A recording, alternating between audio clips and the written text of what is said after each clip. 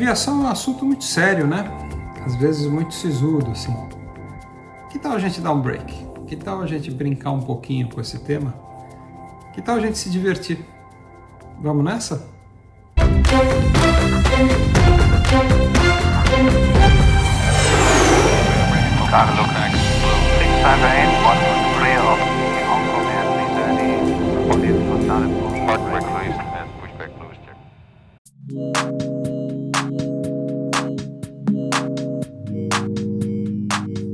Ok, beleza?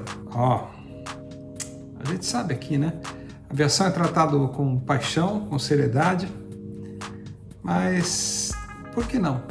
Com um pouquinho de leveza ou com imaginação. É a ideia desse vídeo agora aqui que você vai ver.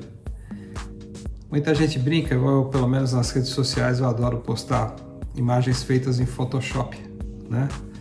E eu brinco que são imagens do 1º de abril, o dia dos bobos, né? O dia da mentira no Brasil.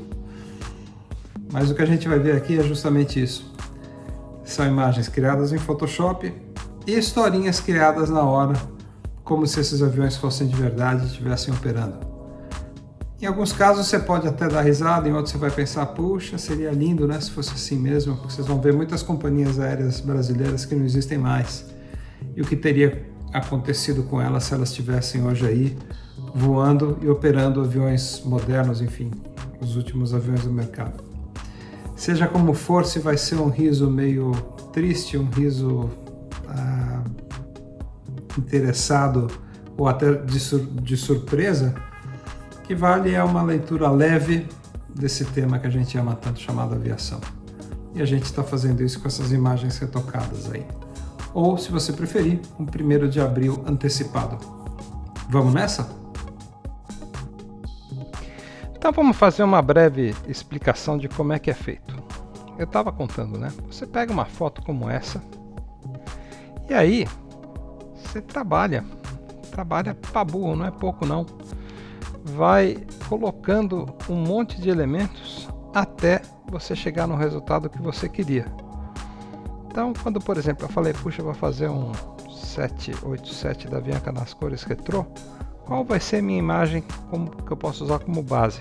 Eu lembrei da foto da Royal Jordanian e aí o resto foi suar a camisa. Agora, não é suar pouco não, é suar muito. Às vezes um retoque como esse, como eu estava falando, pode levar 2 até 3 horas de trabalho. Mas vamos lá, vamos nos divertir que isso é o mais bacana. A gente começa com um voo da TABA.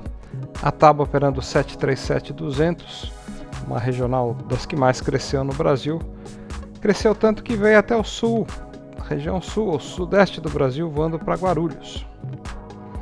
Da mesma maneira que a Cruzeiro teve tremendo sucesso no desenvolvimento das suas rotas e acabou optando pela continuidade do 737 na linha NG. Esse é um 800 decolando de Manaus. Outra que optou pela Boeing muito cedo foi a TAM. Depois do sucesso obtido com o jato 737-200, a TAM partiu para o 727-200, ainda nos anos 1980, e você está vendo alguns modelos da TAM, um deles operando em Cuiabá. Quando a Gol fez o IPO e resolveu crescer e aparecer, ela trouxe o 777-300, com as quais inaugurou rotas para a Europa, Ásia e África. A gente está vendo um aí chegando em Joanesburgo. A Beta Cargo, depois de operar o 707, partiu para um equipamento mais moderno, mais eficiente, o Boeing 757. Esse aí é visto decolando de Recife. A Beta tem 3 voos diários unindo Viracopos à capital pernambucana. Quando a Transbrasil completou 70 anos, ela resolveu homenagear ao seu passado, criando uma série de pinturas especiais retrô. Esse é um 787 no padrão energia colorida. A Varig não homenageou ninguém. Para ela foi natural partir para o 787 depois do sucesso do 777, e a gente está vendo um 787 da versão 9 chegando a Los Angeles, escala para o Japão.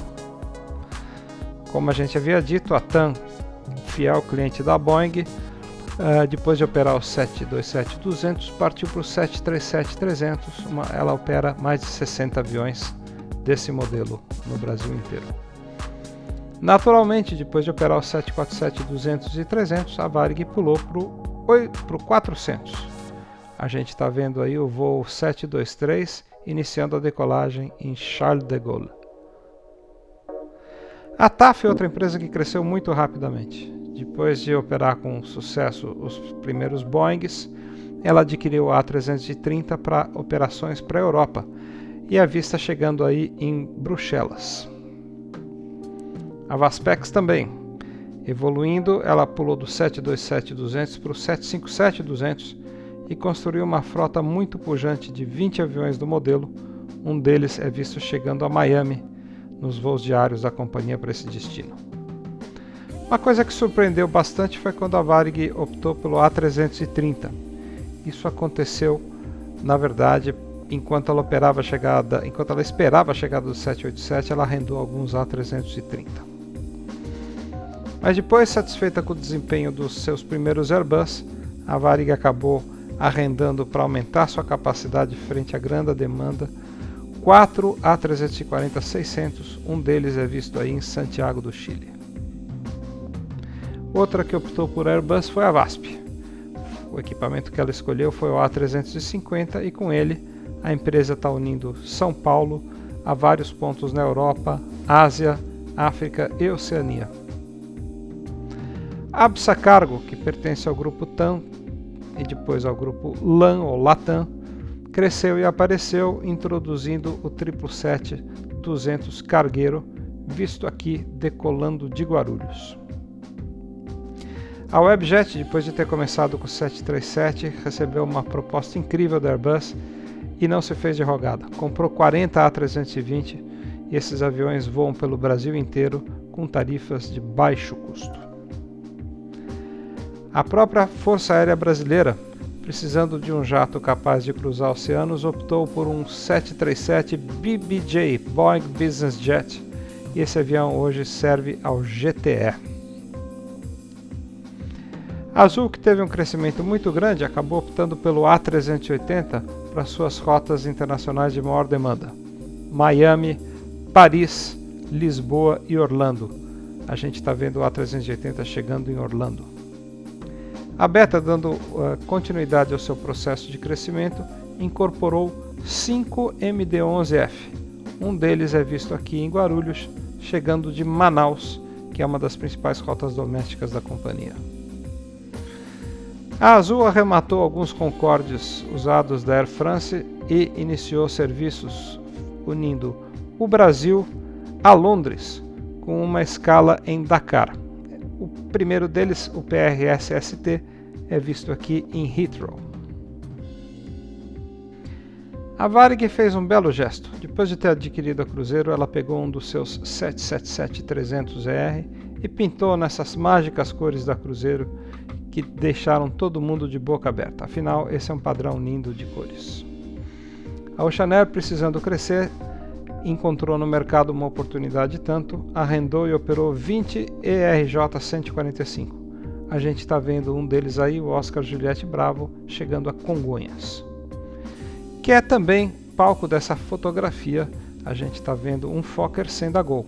Mesmo caso, o crescimento da empresa foi tão grande e não havia jatos para entregar que ela acabou optando e depois abraçando o Fokker 100. Ela tem mais de 50 aviões do tipo operando pelo Brasil inteiro. A Panair, fiel cliente da linha Douglas, depois de operar o DC-8 e o DC-10, naturalmente escolheu o MD-11. Nós vemos um deles aí, o Papa Charlie, em Viracopos, num voo charter. Outra que se rendeu aos encantos do Fokker 100 foi a Varig. Ela acabou descobrindo que o jato holandês era muito adequado para rotas com menor densidade e hoje opera 35 aviões do tipo. A VASP introduziu o Bacon 11, o 737-200 e depois arrendou esse único DC-9 por um curto período em 1972, mas não ficando satisfeita com o modelo, devolveu para a fabricante. Outro bimotor a jato que a VASP operou muitos anos depois foi o Fokker 100, que acabou se convertendo em um dos jatos mais populares em uso nas rotas domésticas do Brasil e ligando países vizinhos. A Varig, grande companhia aérea brasileira no exterior, naturalmente escolheu o 747-8 para seu reequipamento e nós vemos um deles aí no aeroporto de Haneda, nos voos diários da companhia para o Japão. E ao completar 90 anos, a Varig também fez uma homenagem, pintando um de seus 777-300 com as cores clássicas usadas pela empresa dos anos 50 aos anos 90. Brasmex, essa, depois de iniciar operações com o DC-10, acabou trazendo uma frota de 5 Boeing 707 com Hush Kits. Um deles é visto aí decolando de Guarulhos, numa das operações da companhia. Outra que optou por modernizar a frota com 787 foi a Transbrasil. Nós vemos o primeiro deles, o Tango Yankee Alpha, em aproximação para Lisboa, nas cores retro que tanto sucesso fizeram. A TAF evoluiu. Depois de operar o A330 para a Europa, precisou de equipamento maior para unir Fortaleza a capitais europeias e iniciou serviços para Joanesburgo, onde essa foto foi feita em 2020. De novo, a Varig cresceu com Boeing e Airbus, afinal a frota dela hoje é de mais de 300 aviões, e ela teve que optar por trazer alguns A340-300 para fazer frente à demanda crescente por serviços internacionais. O 777-300ER foi o mais importante equipamento da Transbrasil na virada do milênio. Ela operava 10 aviões desse tipo e somente depois de 2012 é que começou a receber o 787. E um jato pouco lembrado é o 747SP da Varig. Ela operou 3 aeronaves desse tipo em voos de rotas mais longas, como por exemplo para Bangkok e Hong Kong. Agora mostramos algumas aeronaves de países sul-americanos, sobretudo dos nossos países vizinhos. E começamos com o 787 da Aerolíneas Argentinas, visto em Los Angeles na sua gloriosa pintura retrô, que faz a alegria dos spotters. A LAN Chile, depois de ter operado 2 DC-10, optou pelo MD-11 e com ele iniciou uma agressiva expansão de serviços para a América do Norte, Pacífico e Oceania. A gente vê aqui um voo especial em Joanesburgo, um voo charter da LAN Chile. Mesmo equipamento adotado pela Avianca. A Avianca também escolheu o MD-11 e com ele reiniciou uma série de ligações para a Europa e ligações nas 3 Américas. Los Angeles é o destino aqui visto por esse MD-11 da Avianca. Devido ao grande sucesso das suas operações internacionais, a equatoriana optou pelo A350 e foi a primeira empresa do Equador a chegar a Hong Kong, onde essa foto foi feita em 2019. Aqui em Tóquio, Haneda, vemos um A330-300 da Viasa. Esse não é um destino comum para a Viasa, era um voo para trazer máscaras para a Covid. Essa foto foi feita em 2020, em julho. Outra companhia sul-americana que escolheu o MD-11 foi a Pluna, sobretudo depois que ela se associou ao grupo Varig. 3 aeronaves foram empregadas nos voos ligando Montevidéu a Barcelona e Madrid. Mas depois disso, a Pluna resolveu optar pela modernização do equipamento e, a exemplo da Varig, ficou com o 787-9. E com esse avião super eficiente, começou a fazer ligações unindo o Uruguai à América do Norte e sua primeira linha para a Ásia, para Tóquio. As linhas aéreas paraguaias também acreditaram na Boeing para a expansão. Depois do 707 e 747, a empresa se modernizou e em 2015 trouxe o primeiro 777-300ER, que ela emprega com grande sucesso até hoje. Modelo escolhido também pela TAP, depois de operar com sucesso o 767 e o 757, a transportadora portuguesa optou pelo Big Twin da Boeing e tem hoje 14 aeronaves desse modelo na frota. Espero que você tenha curtido. Só para você saber, cada imagem dessa leva às vezes 2-3 horas para ser feita. Ela é feita da forma mais radical. Eu encontro uma boa imagem original, Aí eu vou retocando no Photoshop, vou criando layers, vou criando camadas de imagens, vou importando de outras fotos, logotipos, detalhes da pintura.